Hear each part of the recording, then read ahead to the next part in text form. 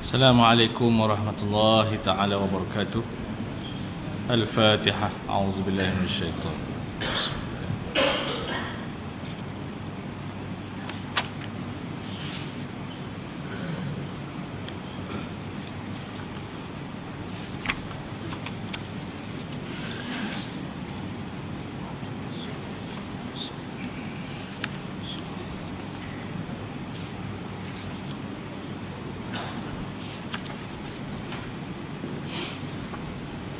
Bismillahirrahmanirrahim. Alhamdulillah. Alhamdulillahi rabbil alamin. Wassalatu wassalamu ala asyrafil anbiya wal mursalin wa ala alihi wa sahbihi ajma'in. Subhanaka la ilma lana illa ma 'allamtana innaka antal alimul hakim. Wa la hawla wa la quwwata illa billah al-'aliyyil 'azim. Allahumma faqihna fid din wa 'allimna ta'wil wahdina siratal mustaqim. Allahumma zidna 'ilman warzuqna fahman. Allahumma yassir wa la tu'assir wa tammi bil khair bi rahmatika ya arhamar rahimin. Amma ba'd. Yang dihormati Tuan Imam Tengkuasa Ar-Rahmah, hadirin dan hadirat, muslimin dan muslimat, tuan-tuan dan puan, mudah-mudahan dirahmati dan diberkati Allah. Alhamdulillah, kita menyambung kuliah kita Fiqhud Daulah, petunjuk kenegaraan bagi pandangan Islam, karangan Dr. Yusuf Qaradawi. Kita berada pada bab yang kedua, iaitu petunjuk asas bagi daulah yang dibina oleh Islam, iaitu ciri-ciri negara Islam. Pertama kita dah sebut dalam kuliah lalu, iaitu daulah Islam ni bersifat madaniyah, iaitu negara madani. Negara madani ni negara yang disebut sebagai negara yang bersifat multiracial, negara yang dibina atas petunjuk Allah Ta'ala.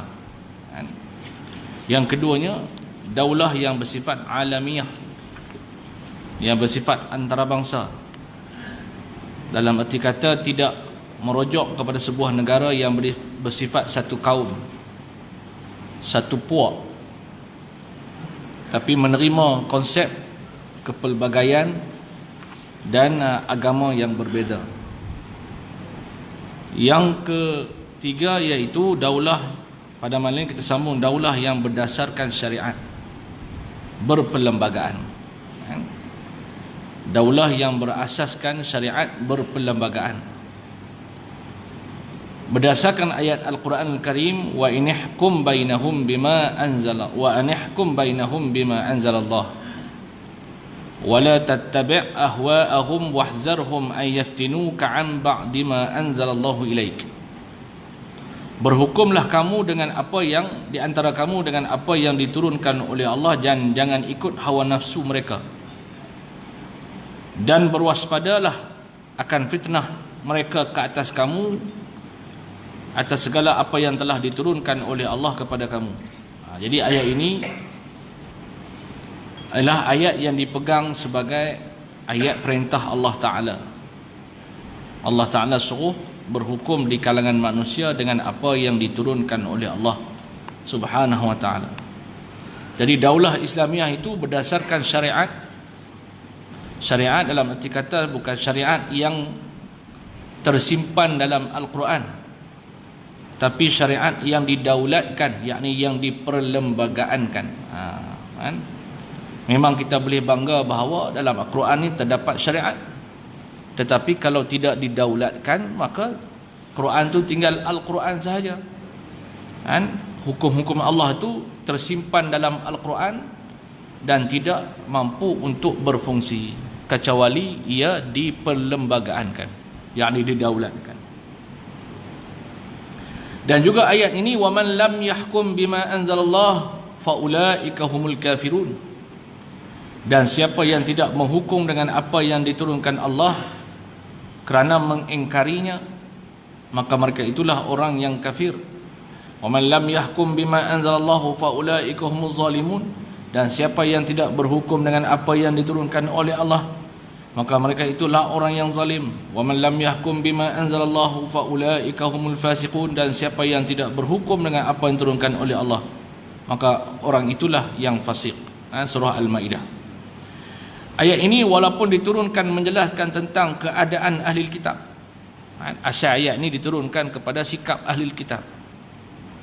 Tadi ayat wa man lam yahkum, siapa yang tidak berhukum, asal diturunkan kepada sikap ahli kitab, iaitu ia telah datang dengan lafaz yang am, lafaz yang umum, yang mencakupi ahli kitab dan umat Islam. Walaupun asbab nuzul Al-Quran ini, ayat yang kita baca surah Al-Maidah tadi, iaitu orang yang tidak berhukum dengan hukum Allah, sama ada terjatuh imannya, gugur imannya, menjadi kafir dengan sebab engkar, ataupun dengan sebab zalim, ataupun dengan sebab zalim jadi dia zalim, ataupun jadi dia orang fasik, maka asalnya diturunkan kepada ahli kitab. Tetapi al-ibrah bi umumil lafzi wala bi khususis sabab. Pengajaran daripada Al-Quran itu diambil pada lafaz yang am, lafaz yang umum, yakni mencakupi orang ahli kitab yang diturunkan oleh Allah ayat tersebut, dan mencakupi juga perintah Allah kepada orang Islam, orang beriman. Dan perkiraan adalah terhadap umum lafaznya, bukan dengan khusus. Sebabnya sebagaimana yang diketahui umum. Dan maka diambil kira sebagai tujuan ayat tersebut ditujukan oleh Allah Ta'ala kepada semua orang Islam, semua orang Islam, merujuk pada asalnya diturun kepada ahli kitab, yang sepatutnya mereka lebih aula untuk berhukum dengan perintah Allah menerusi Taurat dan Injil, kerana kepada mereka diturunkan kitab-kitab suci daripada langit. Begitulah umat akhir zaman aula juga diperintahkan oleh Allah untuk berhukum dengan Al-Quran, kerana diturunkan kepada mereka umat Nabi Muhammad sallallahu alaihi wasallam Al-Quran, sama tarafnya dengan Injil dan Taurat, sama taraf. Quran ni sama taraf dengan Injil, sama taraf dengan Taurat. Kalau kita beriman dengan Quran tapi tak beriman dengan Taurat, hukum gugur iman kita. Tak beriman dengan Injil, gugur iman kita. Jadi kita kena beriman ke semua sekali. Taurat, Injil, Zabur, Al-Quran, wajib beriman. Walaupun kita tak ketemui dah Injil yang asli, Taurat yang asli, Zabur yang asal, tak jumpa, tapi wajib beriman ada, diturunkan oleh Allah. Maka tidak tergambar Allah Ta'ala akan menghukumkan dengan sifat kufur, zalim ataupun fasik kepada mereka yang tidak berhukum dengan apa yang Allah turunkan dari kalangan Yahudi dan Nasrani, lalu hal ini digugurkan daripada orang Islam. Tak masuk akal, kata pengarang kitab Dr. Suqadawi kata. Tak masuk akal, kata Suqadawi, apabila Allah Ta'ala menyebut bahawa orang yang tak berhukum dengan apa yang diturunkan oleh Allah tu hanya merujuk Yahudi dan Nasrani sahaja, tak termasuk orang Islam, tak masuk akal. Kerana kenapa Allah Ta'ala mengancam mereka dengan sifat kafir, fasik dan zalim? Kerana tidak berhukum dengan kitab yang diturunkan, sedangkan umat Nabi Muhammad pun diturunkan kitab.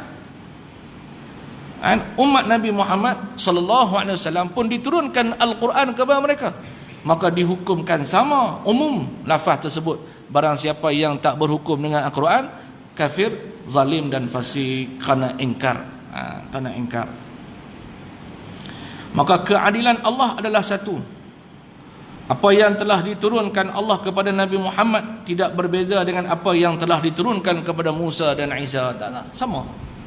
Walaupun syariat berbeza, tapi syariat daripada Allah, zaman yang berbeza, tetap syariat daripada Allah ialah untuk membawa keadilan pada semua. Walaupun zaman kita ni ada hukum yang tak sama zaman Nabi Musa, tak sama. Ada benda yang diharamkan zaman Nabi Musa, halal zaman kita. Contohnya zaman Nabi Musa diharamkan apa? Diharamkan makan lembu muda-muda, lembu tua-tua saja boleh makan, lembu muda tak boleh makan. Kita ni boleh belaka, muda boleh, tua boleh. Walaupun syariat berbeza, tapi semua syariat Allah ialah untuk membawa keadilan pada semua. Syariat berbeza itu mengikut kesesuaian masa dan tempat yang Allah Maha mengetahui. Zaman Nabi Musa ni hukum syariat dia macam ni, kena sesuai dengan puak dia, perangai bangsa dia kasar sangat, jadi Allah bagi syariat yang agak keras. Kita baca doa, Rabbana la tahmil alaina isran kama hamaltahu 'alal ladzina min qablina.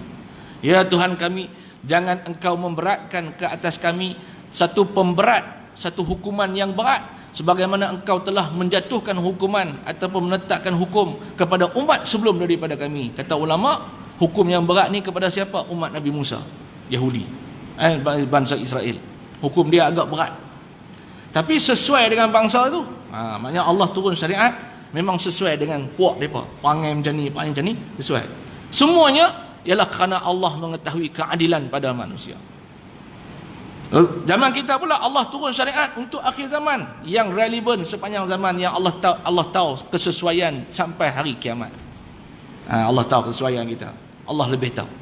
Jadi kita jangan protes hukum Allah, kerana semua syariat yang diturun pada nabi-nabi ialah kerana Allah mahu keadilan kepada manusia, walaupun syariat itu berbeza-beza dengan kesesuaian zaman dan masa. Maka komitmen pihak negara dengan undang-undang syariatlah yang akan memperakukannya, memberikannya hak untuk dibantu dan ditaati oleh rakyat dalam keadaan senang dan susah, suka ataupun benci. Maka terletak pada negara lah.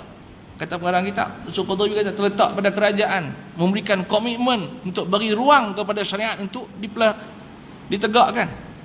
Sukakah manusia kah, tak sukakah manusia kah, kena bagi ruang kepada Islam. Kalau sama mana kita tak bagi ruang, tak bagi peluang, sama itulah kita tak akan merasa keadilan Allah Subhanahu wa ta'ala, kesejahteraan yang Allah ingin dirasai oleh manusia, bawa kebaikan.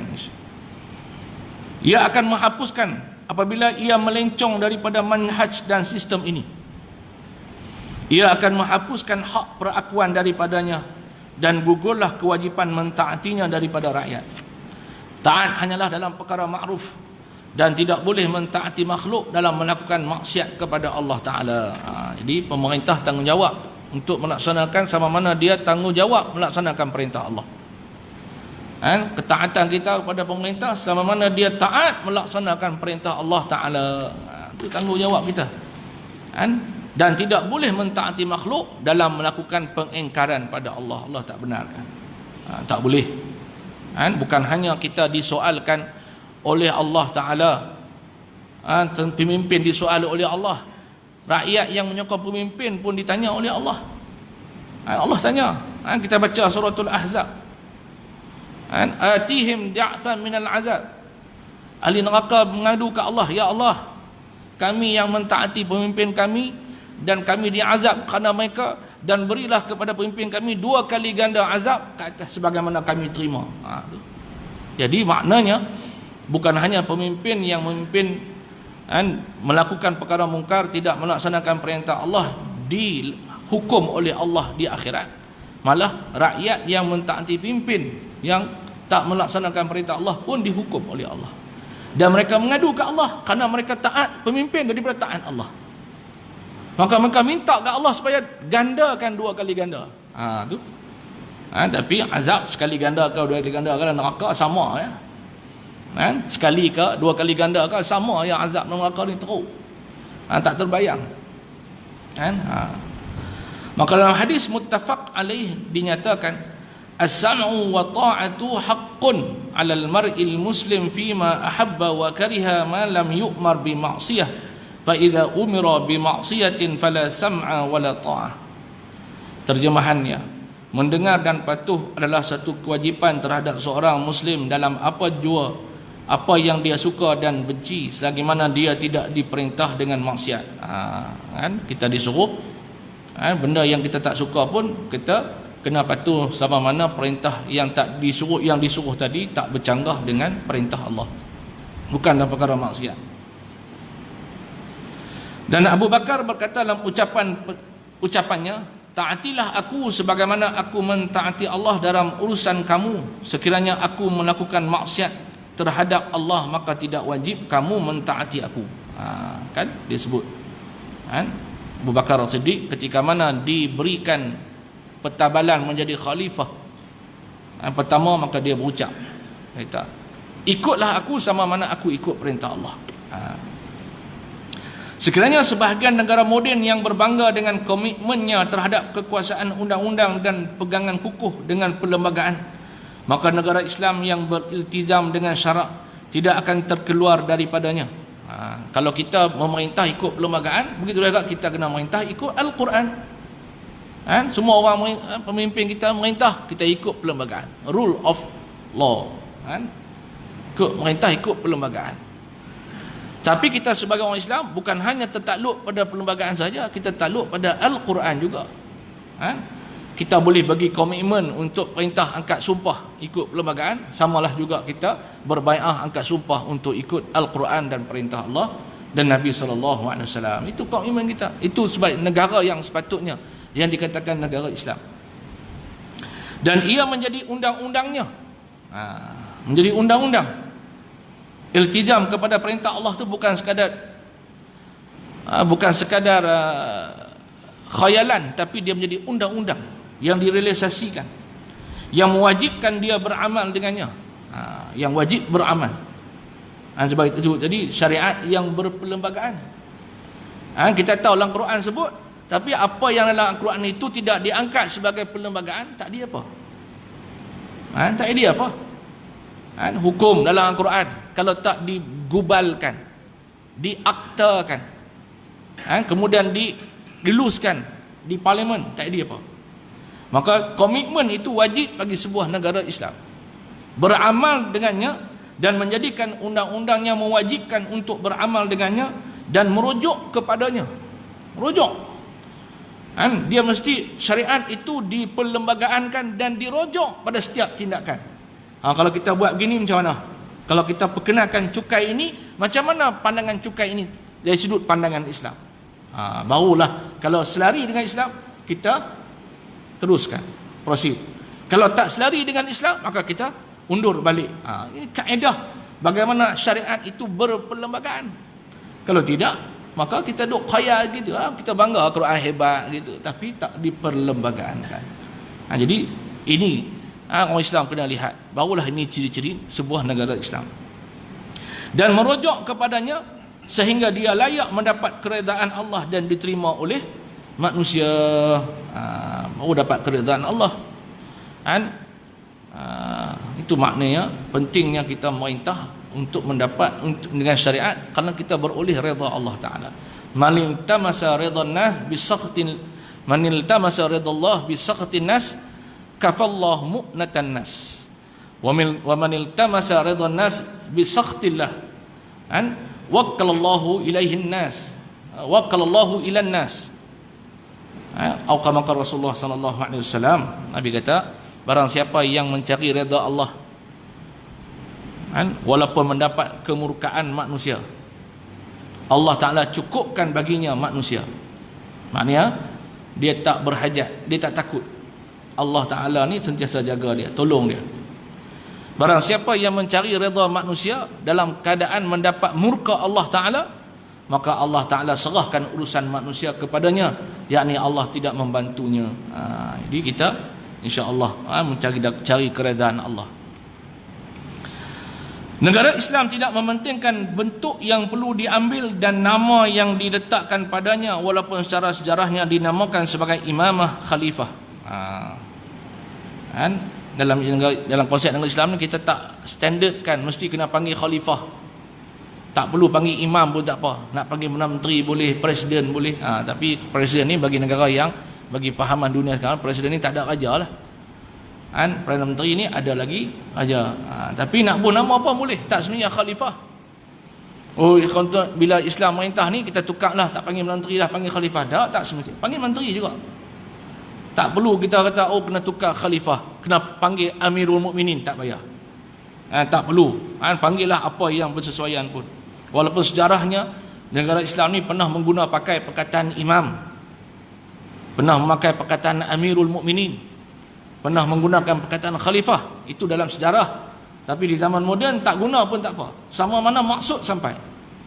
iaitu memerintah dengan petunjuk Allah Subhanahu wa taala. Sultan pun boleh, nak guna terus perkataan raja pun boleh. Sultan boleh.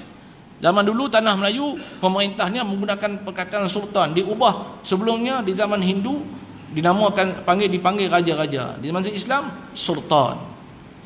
Semua negara Melayu dipanggil sultan kecuali negeri-negeri Islam. Kecuali Perlis panggil raja. Perlis panggil raja lagi. Dia panggil raja lagi, tak panggil sultan.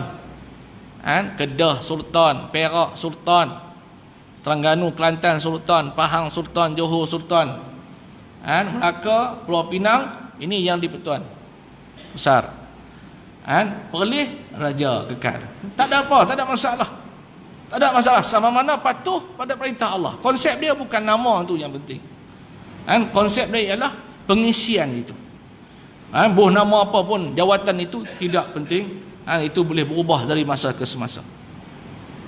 Makna imamah ialah kepimpinan yang menjadi ikutan manusia dan teladan.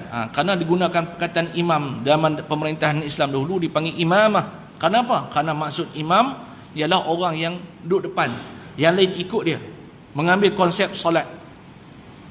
Mengambil konsep solat. Solat kita ni sebenarnya politik. Orang tahu ustaz ni cakap politik masjid. Solat tu dah politik dah. Hampa tak faham. Kenapa? Kerana depan tu imam, belakang ikut. Macam itulah pemimpin. Depan pemimpin, belakangnya rakyat yang ikut pemimpin. Konsep itu. Kalau pemimpin silap, maka kita menegurnya. Pembetulkan dia.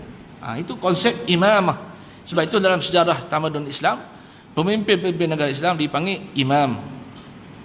Imam. Kalau tidak tak gunalah perkataan imam, kerana imam ni hanya salat saja.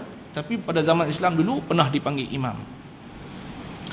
Dan mereka bukan hanya mengikut imam tersebut, dan mereka belajar daripadanya. Yakni rakyat belajar. Imam di depan, makmum belajar.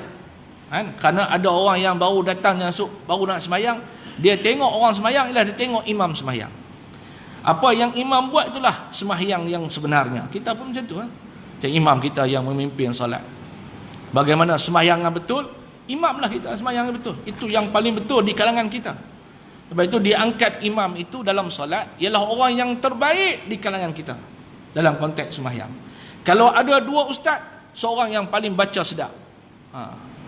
Kalau dua orang ustaz, kena ambil orang yang paling sedap bacanya. Itu kali. Yang paling baik dalam ibadat dia. Kalau ada dua orang qari, siapa yang paling arif dalam ilmu Qurannya, lebih alim dalam ilmu Qurannya, ambil yang the best, yang terbaik. Kerana kita belajar daripadanya, duduk di belakangnya. Itu konsep dalam kepimpinan pun begitu. Seorang memimpin itu, yang mengikut pemimpinlah rakyat. Apa yang pemimpin buat, maka rakyat pun ikut turut sama. Maka pemimpin ni adalah contoh teladan kepada manusia di belakangnya yang mengikutnya, sebagaimana imam dalam solat. Ia diambil daripada makna imam dalam sembahyang, di mana dia mengimami manusia, dan dialah orang yang paling faqih, warak, sehingga orang ramai boleh belajar daripadanya. Itu adalah dulu pernah perkataan pemimpin dipanggil imam. Karena itulah, kerana dia paling alim di kalangan kita, yang paling baik akhlaknya, yang paling ilmu di kalangan kita, yang paling tahu, yang tahu dalam selok belok politik dan negara. Itu yang terbaik. Bagaimana kita pilih dalam salat. Jadi tuan-tuan belajar, tuan-tuan tahu, ini kita pilih imam baru terbaik di kalangan kita. Jadi begitulah juga ketika mana tuan-tuan nak pilih pemimpin, pilih yang terbaik. Pilih yang terbaik. Bukan pilih ikut dan ya. Ikut dan. Pilih yang sedap. Ikut sedap. Tak boleh. Al-Quran ajar kita pilih yang terbaik. Ini kita belajar dalam solat, kenapa kita tak apply di luar sana? Itu tanggungjawab kita. Hasan Al-Basri telah menyifatkan Al-Imamul Adil, imam yang adil, adalah seorang yang berdiri antara Allah dan hamba-hambanya. Dia mendengar daripada Allah dan dia memperdengarkan kepada mereka. Itu maksud Imam Al-Adil, kata Hasan Basri. Rakyat di sana, Allah di belakang aku. Dia dengar daripada Allah, dia sampai daripada Allah kepada orang dia. rakyat dia. Itu maksudnya imamul adil. Kata Hasan al-Basri. Dan dia melihat kepada Allah dan dia menunjukkan kepada mereka. Imam adil ni dia tengok Allah. Dia kata, sini Allah, wahai rakyat, ikut sini. Macam tu. Jangan ikut sana, sana syaitan. Ini jin. Ini langsir. Ini hab kipret. Jangan ikut. Sini Allah, sini rakyat, ikut sini. Itu kerja imam. Sentiasa mengajar rakyat ikut arah kiblat. Itu kerja imam. Ni dia bawa ikut jin, ikut ifrit, ikut langsir, ikut ikut ke arah ni. Itu kerja imam, kata Hasan al-Basri. Dia yang melihat Allah dan dia memperdengarkan kepada mereka. Dia melihat kepada Allah dan menunjukkan Allah itu kepada mereka. Dan dia membawa kepada Allah dan memimpin mereka kepadanya. Dia juga menunjukkan Allah, wahai Allah, ini pengikut-pengikutku. Dia kata, dia menunjukkan Allah itu, dia menunjukkan kepada Allah, ini mereka itu, yakni rakyat-rakyat dia. Wahai Allah, belas kasihanlah rakyatku ni, mereka taat padamu wahai Allah. Ampun dosa mereka wahai Allah. Maka berusaha buat perintahmu wahai Allah, turunkan rezeki yang tidak disangka-sangka pada mereka. Sebab itu doa, di antara doa yang mustajab adalah doa pemimpin yang adil. Salah satu la turaddu da'watuhum, 3 golongan yang tidak ditolak doa mereka. Al-imamu adil, pemimpin yang adil, doa tak tolak oleh Allah. Tengok main. Pemimpin yang adil ni doa tak ditolak oleh Allah. Kalau diangkat, wahai Allah, kami telah melaksanakan hukummu, kami telah melaksanakan perintahmu, berikan kepada rakyatku, negaraku sejahtera, rezeki melimpah ruah, Allah beri, insya-Allah. Syaratnya dia kena adil. Adil. Doa dia tidak ditolak oleh Allah. Dahsyat. Jangan calang-calang doa orang yang adil ni, pemimpin yang adil. Umar bin Khattab telah mengutuskan para gubernurnya ke daerah-daerah kekuasaan Islam. Beliau mengisytiharkan di hadapan orang ramai tentang tugas mereka. Beliau mengatakan, sesungguhnya aku tidak mengutuskan mereka kepada kamu untuk menyebat kulit kamu ataupun untuk mengambil harta kamu, tapi aku hanya mengutuskan mereka kepada kamu sebagai para pengajar.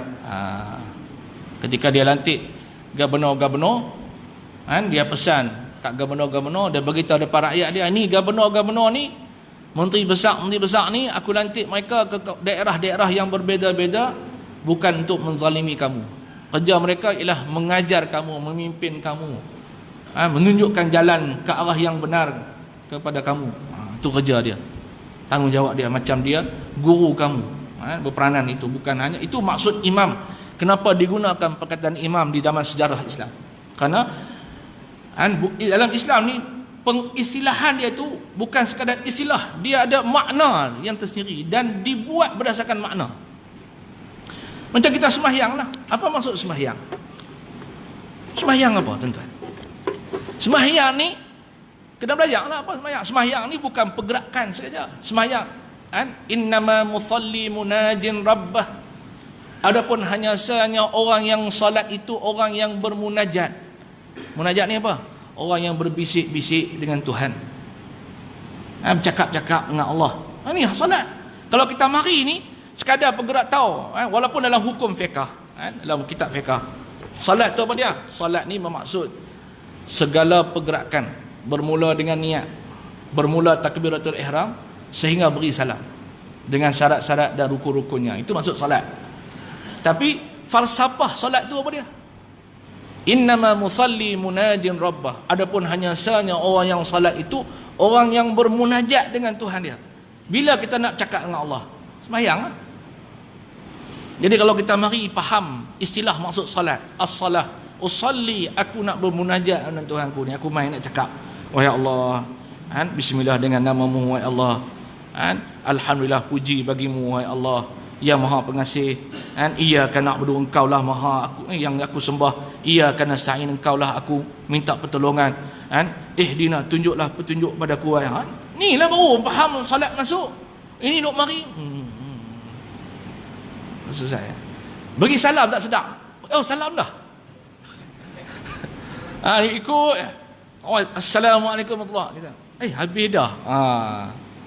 Jadi tu kata maknanya dalam Islam ni pengistilahan dia tu mengandungi makna yang kita buat berdasarkan makna. Begitu juga imam. Kenapa diambil perkataan imam? Kerana digunakan perkataan imam kepada pemimpin dahulu kerana dia memaksudkan, dia mempraktikkan maksud tu. Bila sebut imam, dia ambil daripada imam solat, maka apa maksud imam solat? Maka dia ni kena pemimpin, dia kena lead, dia kena jaga molek, dia kena jadi ikutan, dia kena jadi guru mengajar orang belakang, dia kena doa bagi mereka, dia kena pimpin mereka, dia kena bawa kebaikan kepada mereka. Itulah. Maka imam, pemimpin zaman tu kena buat macam tu. Macam itulah kita pun sekarang. Walaupun tak guna perkataan imam, tapi maksud sama. Maksud sama. Dia kena memimpin, dia kena ajak rakyat dia, dia kena lead rakyat dia, dia doa kebaikan tu rakyat dia. Tu. Kan? Istilah bukan istilah saja. Tu Islam ni bukan main. Perkataan kita ni kita guna. Tapi kita ambil Inggeris buat macam mana? Kan? Prime Minister, tak apalah buat macam mana. Tak apalah, tak ada masalah. Tapi yang pentingnya pengisian. Walaupun kita ambil perkataan Inggeris, kita tolak perkataan Islam, imam dan khalifah, tapi pengisian tu yang lebih bermakna. Yang kita kena maksudkan sama sebagaimana maksud di zaman silam, menggunakan istilah imam dan khalifah ataupun amirul mukminin. Adapun makna khilafah. Makna khilafah. Makna khilafah ialah pengganti kepada Rasulullah sallallahu alaihi wasallam. Pengganti kepada Rasulullah. Kenapa di zaman Islam juga selain daripada mengambil perkataan imam, digunakan perkataan khalifah ataupun khilafah, ialah memaksudkan pengganti Rasulullah sallallahu alaihi wasallam. Mengganti Rasulullah, bukan mengganti kenabian. Bukan mengganti kenabian, tapi mengganti tugas kepimpinan yang ditinggalkan oleh Rasulullah sallallahu alaihi wasallam. Kita tak ganti nabi, tak boleh. Macam mana pun tak boleh mengganti nabi, nabi habis akhir zaman dia. Mengganti tugas nabi, tugas kepimpinan yang ditinggalkan oleh Nabi sallallahu alaihi wasallam. Jadi bermakna kerja memimpin Nabi ni bukan kerja Nabi seorang. Kalau kerja Nabi seorang, sudah tentulah tak ada istilah khalifah. Yang Nabi ni suci daripada dosa, tak buat salah, mustahil buat silap, mustahil buat maksiat. Sudah tentulah Nabi ni pemimpin. Jadi kita macam mana? Tak layak lah. Tak, kita bukan tugas Nabi, sambung Nabi. Kita tugas sambung kepimpinan Nabi. Maka tak payah tunggu orang kita ni kena suci dulu baru jadi pemimpin. Tak. Kerana kita bukan sambung tugas Nabi, kita sambung kepimpinan Nabi SAW. Tugas memimpin Nabi. Jadi nak cari manusia suci baru memimpin, tak ada lah. Minta maaf lah. Minta maaf kadang-kadang kita trend. Saya tengok dalam medsos, media sosial ni, banyak orang sangat guna perkataan engkau rasa suci sangat. Jangan guna perkataan itu tuan-tuan, jijik. Perkataan manusia, tuduh manusia suci ni, perkataan yang dikeluarkan oleh orang pertama keluar perkataan ni siapa tuan-tuan? Iaitu kaum Sodom. Kaum Sodom. Kaum umat Nabi Allah Lut. Nabi Allah Lut. Bila Nabi Allah Lut ajak mereka tinggal maksiat, tinggal dosa, tinggal taat pada Allah, mereka jawab, wa ma qalu, dia sebut illa an qalu innahum, jauhkan daripada kita daripada mereka, innahum qaumun yatatahharun, mereka ni manusia yang menyangka diri mereka suci.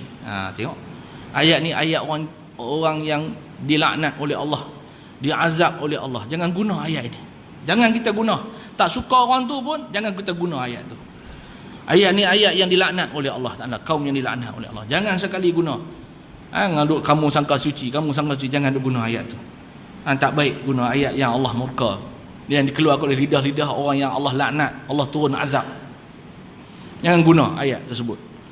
Jadi maka tugas khalifah ialah mengganti kepimpinan Nabi SAW. Itu masuk khalifah. Iaitu untuk menjaga agama dan menguruskan dunia dengan agama. Ini diterjemahkan oleh para ulama politik siasah. Apa maksud khalifah? Iaitu menjaga agama dan menguruskan dunia dengan agama. Iqamatuddin. Iqamatuddin ini ialah meluruskan, menegakkan agama. Wa siyasatud dunya bihi, dan menguruskan dunia dengan agama. Itu masuk khalifah.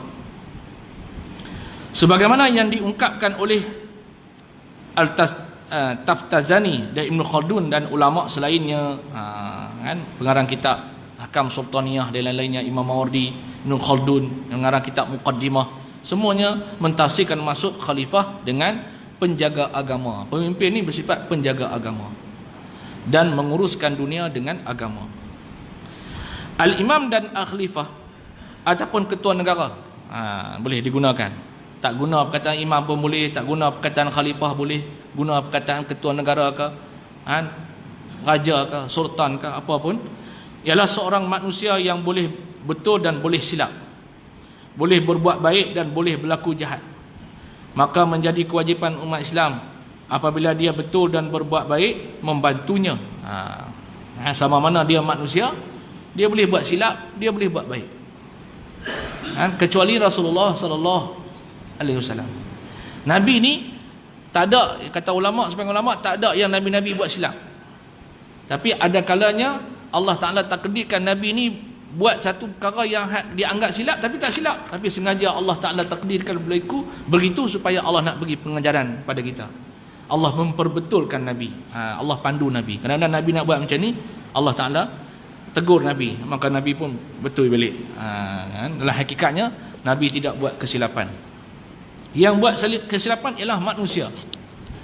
Mana-mana pemimpin dia ada buat silap. Tetapi kata mengarang kitab, kewajipan kepada orang Islam apabila seorang pemimpin tu buat betul, buat benda baik, wajib membantu dia. Wajib bantu dia. Wajib. Dan apabila dia tersilap dan buat kejahatan, maka mereka hendaklah memperbetulkannya sebagaimana yang telah diisytiharkan oleh khalifah yang pertama dalam ucapan pertamanya ketika pelantikannya. Macam kata Sayyidina Abu Bakar tu. Dia kata, kalau aku buat betul, fa'inuni. Kalau aku buat betul, ikutlah, bantulah aku. Kalau aku buat salah, maka perbetulkanlah aku, kata Sayyidina Abu Bakar. Imam ataupun khalifah bukan maksum dan tidak mempunyai sifat suci yang menjadikannya boleh terlepas daripada siasatan ataupun penghukuman. Jawatannya adalah satu taklif, yakni bebanan, dan bukannya kemuliaan. Khalifah yang bijaksana Umar bin Abdul Aziz sewaktu dilantik telah berkata, wahai manusia, sesungguhnya aku hanyalah salah seorang daripada kamu, tapi Allah telah menjadikan aku lebih berat bebanan daripada kamu. Itu saja dia kata. Aku sama dengan kamu je, cuma aku ada berat sikit, tambah bebanan sikit. Itu kata Umar bin Abdul Aziz. Dan insya-Allah kita sambung kuliah kita akan datang. Mudah-mudahan kita mendapat manfaat bersama, mudah-mudahan kita diberkati oleh Allah Taala, dan saya lancarkan kutipan derma. Insya-Allah kita ada program misi dakwah Borneo, insya-Allah di bulan Februari hujung ni sehingga Mac, dan sumbangan tuan-tuan ni kita nak manfaatkan dakwah kita. Mudah-mudahan Allah berkati sumbangan tuan-tuan berkalian insya-Allah. Wassalamualaikum warahmatullahi wabarakatuh.